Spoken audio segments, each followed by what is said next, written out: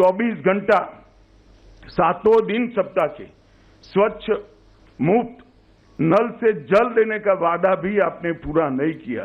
दिल्ली को प्रदूषण मुक्त बनाने के लिए आपने 2 काम जरूर किए। जब प्रदूषण बढ़ता है दिन में 3 प्रेस कॉन्फ्रेंस करना और दूसरे राज्यों पर जिम्मेदारी डाल देना। इसके अलावे आपने दिल्ली को प्रदूषण मुक्त कराने के लिए नहीं किया। करप्शन मुक्त करने का वादा किया था। आपके कितने एमएलए, एमपी, आप स्वयं, आपका मंत्रिमंडल करप्शन के ही चार्ज में गए हैं। और एक नई टर्मिनोलॉजी क्रिमिनल जस्टिस सिस्टम में श्री केजरीवाल ने इसको जन्म दिया है। बेल मिलते ही कहते हैं देखिए मैं तो पाक साफ हूं। केजरीवाल जी, आप ना मुगालते में रहिए, ना जनता को मूर्ख बनाइए। ये बेल है, केस अभी चलना है।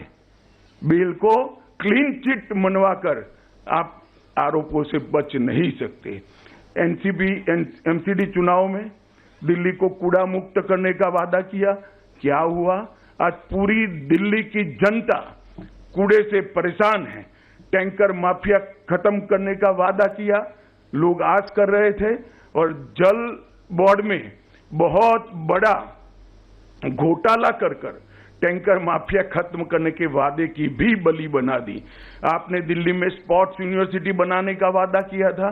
ढेर सारे खिलाड़ी बेचारे स्पोर्ट्स यूनिवर्सिटी ढूंढ रहे हैं।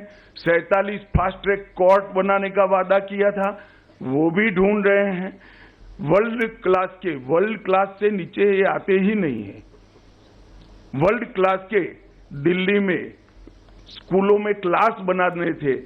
स्कूलों में बच्चों की संख्या कम हो रही है।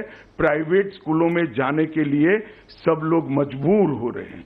विश्व स्तरीय ड्रेनेज सिस्टम बनानी थी, विश्व स्तरीय। इसका कोई प्लान या नक्शा भी तो जरा जारी कर दो, तो लोगों को ढाढ़स रहे कि कुछ प्रयास हुआ है। भाइयों बहनों, पूरा उन्होंने झूठ का मकड़ जाल फैलाने का काम किया है और 10 साल तक वादा खिलाफी के अलावे उन्होंने कुछ नहीं किया है। उन्होंने वादा किया था कि हमारी सरकार बनेगी तो दिल्ली को दलित उप मुख्यमंत्री देंगे। अब दिल्ली के दलित राह देख रहे हैं। 10 साल हो गए, 2 बार बन गई, जेल में गया, मौका भी था, फिर भी नहीं दिया आपने मौका। दलित उप मुख्यमंत्री की आज भी राह देख रहे हैं। पेयजल, सड़क और 8 लाख को रोजगार देने का वादा जस का तस पड़ा है। और मित्रों, सबसे गंभीर बात है, दिल्ली में कभी भी करप्शन का लेवल इतना बड़ा नहीं हुआ जितना केजरीवाल जी ने करा है।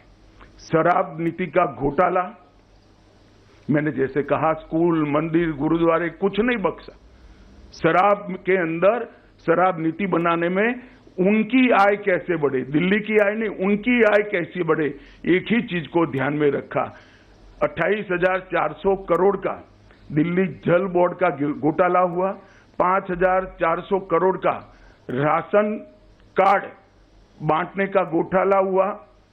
राशन वितरण का घोटाला हुआ। 4500 करोड़ का डीटीसी की बस का घोटाला हुआ। 1300 करोड़ का स्कूल के क्लासरूम का घोटाला हुआ। 500 करोड़ के पैनिक बटन लाए, दिखाई नहीं पड़ते हैं। और 571 करोड़ का सीसीटीवी वाला घोटाला किया। 52 करोड़ रुपए का शीश महल बनाया। 100 करोड़ रुपए की वक्फ की संपत्ति को अवैध रूप से लीज पर देकर उनके मंत्री जेल में गए हैं। 65,000 फर्जी मेडिकल टेस्ट कराकर मोहल्ला क्लिनिक को घोटाला का माध्यम बनाया। टैंकर माफिया के नाम पर जल बोर्ड में घोटाला किया और विज्ञापन इतने दिए कि दिल्ली के पास कूड़ा उठाने का भी पैसा नहीं बचा है। और सुप्रीम कोर्ट ने इंटरवीन कर उनकी पार्टी से ये विज्ञापनों का खर्चा देना पड़ेगा। इस प्रकार के ऑर्डर आजादी के 75 साल में पहली बार सुप्रीम कोर्ट ने किसी सरकार के खिलाफ किया है कि इतनी ज्यादा विज्ञापन आप नहीं दे सकते और इसका पैसा अब आप पार्टी के निजी अकाउंट से भरा जाएगा। उसकी भी लोग अभी राह देख रहे हैं कि आप एक पैसा कब भरोगे। इसके सामने नरेंद्र मोदी सरकार 10 साल में हमारा जिम्मेदारी है दिल्ली के इंफ्रास्ट्रक्चर का। हमने 41,000 करोड़ रुपया अलग अलग सड़कों के निर्माण के अंदर खर्च किया, 15,000 करोड़ रुपया रेलवे के लिए खर्च किया और 21,000 करोड़ रुपया एयरपोर्ट के लिए खर्च करने का काम किया। एक प्रकार से अगर दिल्ली में नरेंद्र मोदी जी और उनकी सरकार, केंद्र सरकार काम न करती तो आज दिल्ली रहने लायक न होती, इस कगार पर हम पहुंच गए होते। मित्रों, इसके साथ साथ गरीब कल्याण अन्न योजना 73 लाख लाभार्थी हैं। लगभग पीएम स्वनिधि योजना 2.5 लाख लोगों को, रेहड़ी पट्टी वालों को लोन देने का काम किया।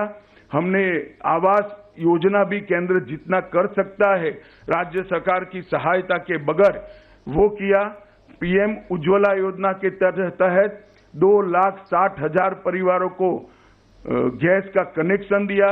लगभग 488 दुकानों पर से सस्ती दवाइयां प्रधानमंत्री जन औषधि परियोजना के तहत बांटी। श्रम योगी मानव धन में लगभग 11,000 सब्सक्राइबर बने। डायरेक्ट बेनिफिट ट्रांसफर स्कीम से लगभग 1,500 करोड़ रुपया सीधा ट्रांसफर किया। जन धन योजना में 65 लाख खाते खोले।